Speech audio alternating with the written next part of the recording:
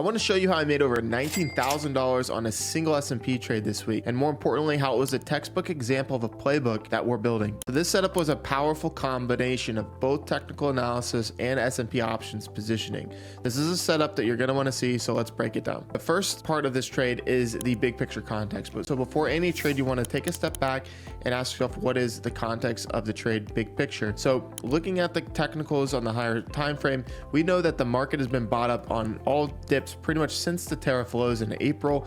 Every major dip has been bought up. This is a very clear trend. And as you can see on the daily, we do have the trend being respected quite significantly, and this past week was no different. So Tuesday we started with a gap down that got bought up and then dips the next day on Wednesday. So the market was closed on Monday, so Tuesday was the first day of the week. This dip and gap down got aggressively bought up and closed on the highs, showing that buyers are still in control and looking for areas to get involved. Then on Wednesday we back test the overall trend, hold, and then managed to close right near the high. So this is the price action from Wednesday. You can see we opened up, bit of consolidation day, we filled the gap, which is a key thing to note, and then managed to close up higher. So this really sets the stage for the overall setup. So let's dive in to the actual setup itself.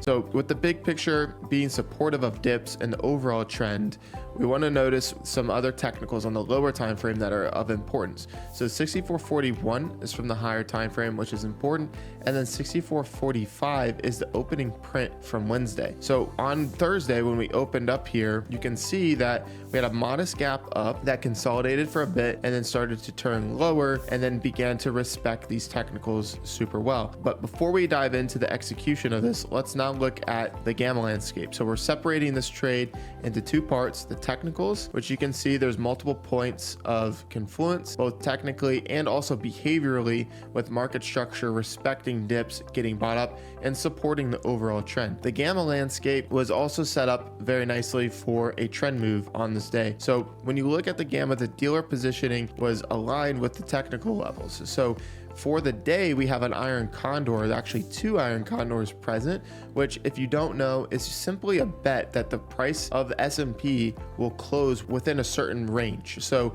in this case, there's an iron condor between 64.80 and 64.10, and then also 6,500 and 6,400, just above 6,400. So essentially what this person or people are betting on is that the overall market will close somewhere in between them. That's where they stand to profit. And what has happened here on this day is the positioning between those two legs of the condor is fairly thin, which often just simply means that price is a little bit more freedom to move in the direction that it's going to go.